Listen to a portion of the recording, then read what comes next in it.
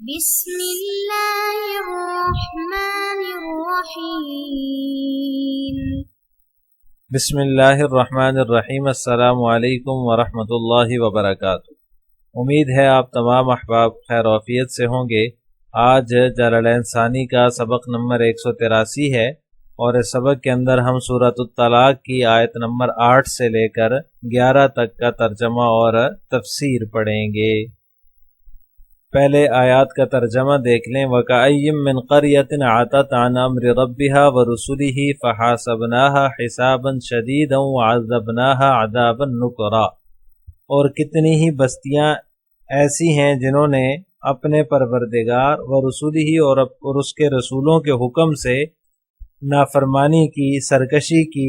فَحَاسَبْنَاهَا حِسَابًا شَدِيدًا، تو ہم نے ان کا سخت حساب لیا۔ وَعَذَّبْنَاهَا عَذَابًا نُكْرًا، اور انہیں سزا دی، ایسی بری سزا، نکرا جو انہوں نے پہلے کبھی نہ دیکھی تھی۔ فَذَاقَتْ وَبَالَ أَمْرِهَا وَكَانَ عَاقِبَةُ أَمْرِهَا خُسْرًا، چنانچہ انہوں نے اپنے اعمال کا وبال چکھ لیا، اور ان کے اعمال کا آخری انجام نقصان ہی نقصان ہوا۔ أَعَدَّ اللَّهُ لَهُمْ عَذَابًا شَدِيدًا فَاتَّقُوا اللَّهَ يَا أُولِي الْأَلْبَابِ الَّذِينَ آمَنُوا قَدْ أَنزَلَ اللَّهُ إِلَيْكُمْ ذِكْرًا۔ اور آخرت میں ہم نے ان کے لیے اعد اللہ، ہم نے ان کے لیے ایک سخت عذاب تیار کر رکھا ہے۔ فاتقوا اللہ یا اولی الالباب، لہذا اے عقل والو، الذین آمنوا، جو ایمان لائے ہو، اللہ سے ڈرتے رہو۔ فاتقوا اللہ، اللہ سے ڈرتے رہو۔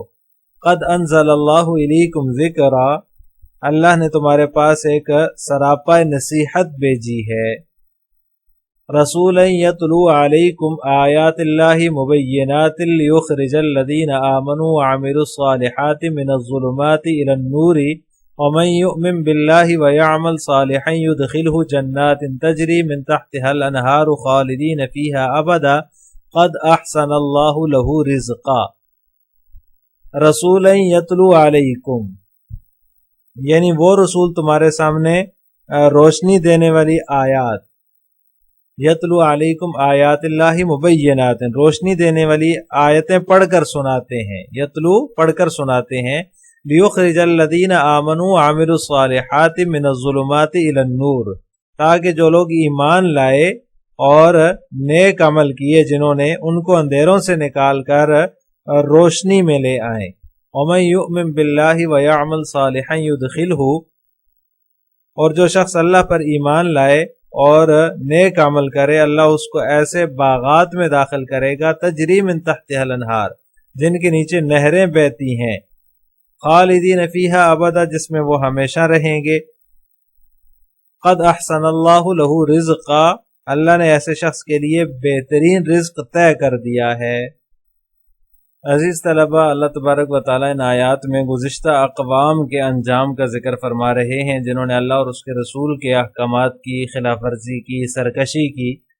یہ بتانا چاہ رہے ہیں کہ عورتوں کے جو حقوق ہیں ان کا خیال رکھو، پورا خیال رکھو۔ اگر ہمارے احکام کی خلاف ورزی کرو گے تو یاد رکھو کتنی ہی بستیاں ایسی تھیں جو اپنے جو ہے وہ رب کے اور رسولوں کی، جو اس کے رسول تھے، جو اللہ نے بھیجے تھے، جو ان کے رب نے بھیجے تھے، ان سے انہوں نے سرکشی کی، سرکشی اور بغاوت کا راستہ اختیار کیا، تو ہم نے ان کو حساب میں پکڑ لیا، حساباً شدید، سخت حساب لیا، اور ان کو بڑی سخت اور ناقابل برداشت سزا دی، یعنی عذاباً نکرا، ایسا عذاب دیا، ایسی سزا دی جسے ایسی سزا کہ انہوں نے پہلے نہ دیکھی تھی، ایسی سزا ان کو دی، ناقابل برداشت۔ انہوں نے دنیا میں ہی اپنے اعمال کا وبال چکھ لیا، اور ان کا انجام جو ہے وہ خسارہ ہی خسارہ ہے۔ اللہ تعالیٰ آخرت میں بھی ان کے لیے جو ہے وہ سخت ترین عذاب اللہ نے تیار کر رکھا ہے۔ لہٰذا اے عقل والو جو ایمان لائے ہو، عقل مندی کا تقاضا یہ ہے کہ تم اللہ تعالیٰ اور اس کے رسول صلی اللہ علیہ وسلم کے جو احکامات ہیں ان سے سرکشی نہ کرو، تاکہ تم اس عذاب سے محفوظ رہو جو سرکش بستیوں پر عذاب آ چکا ہے۔ اللہ نے قرآن دے کر ایک رسول کو تمہارے پاس بھیجا ہے، تمہیں اللہ کے واضح اور صاف احکامات جو پڑھ کر سناتا ہے، تاکہ مومن اور نیک کام کرنے والوں کو کفر اور جہالت کی تاریکیوں سے وہ نکال کر ہدایت کی روشنی میں، نور کی روشنی میں لے آئے۔ جو شخص ایمان لائے، نیک عمل کرے تو اللہ تعالیٰ اسے جو ہے وہ ایسے باغات میں داخل کرے گا جن کے نیچے نہریں بہتی ہیں اور وہ اس میں ہمیشہ ہمیشہ رہیں گے۔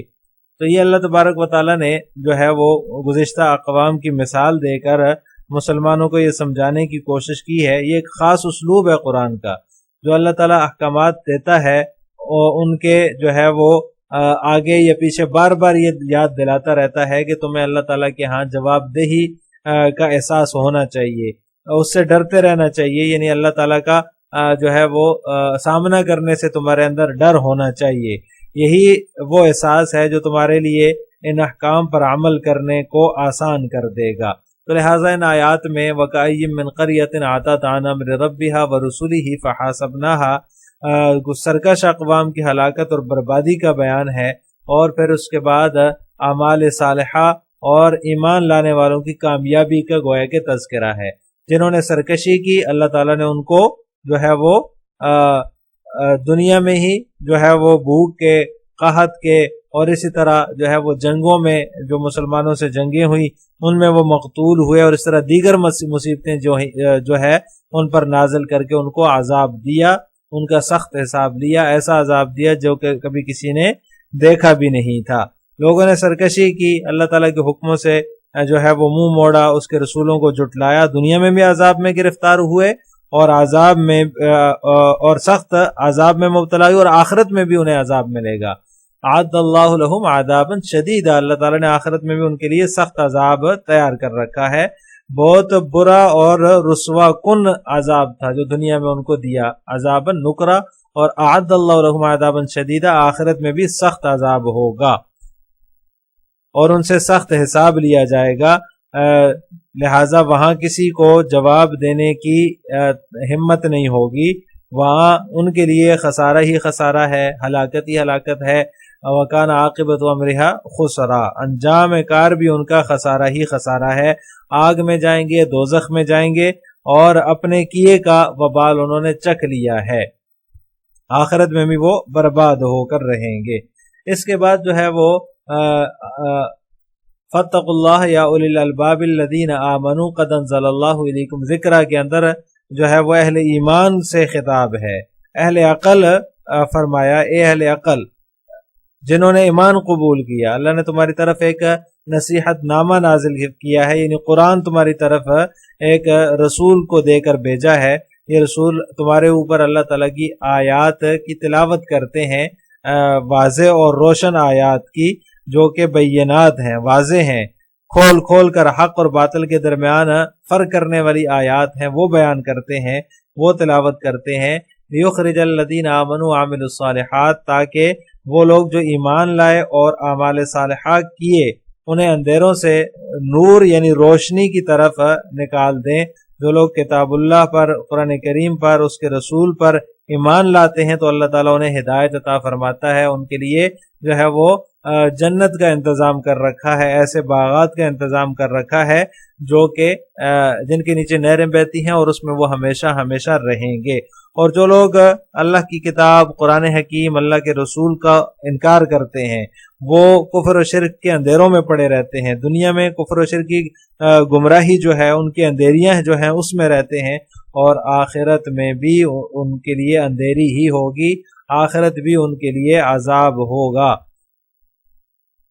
اور اہل ایمان کے لیے جو انعام ہوگا، وَمَن يُؤْمِن بِاللَّهِ وَيَعْمَلْ صَالِحًا يُدْخِلْهُ جَنَّاتٍ تَجْرِي مِن تَحْتِهَا الْأَنْهَارُ خَالِدِينَ فِيهَا، کہ وہ جو ہے وہ ایسے باغات میں ہوں گے جن کے نیچے نہریں بہتی ہیں، نہریں جاری ہوں گی۔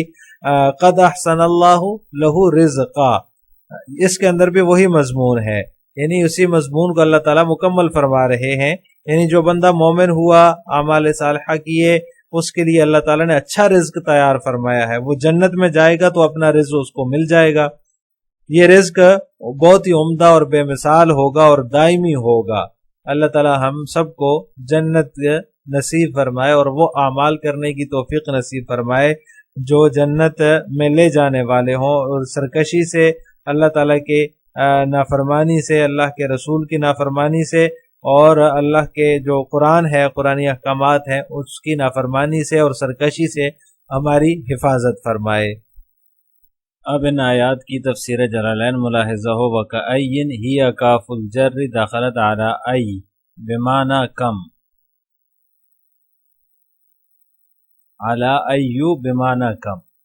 مصنف رحمہ اللہ تعالیٰ کأین کی ترکیب بیان فرما رہے ہیں کہ اس میں جو کأین میں کاف ہے، یہ کاف جارہ ہے جو کہ ایو پر داخل ہے، اور یہ کم کے معنی میں ہے، یعنی کہ کتنی ہی من قریۃ بستیاں ہیں، ای وکثیر من القری، یعنی بہت ساری ایسی بستیاں ہیں۔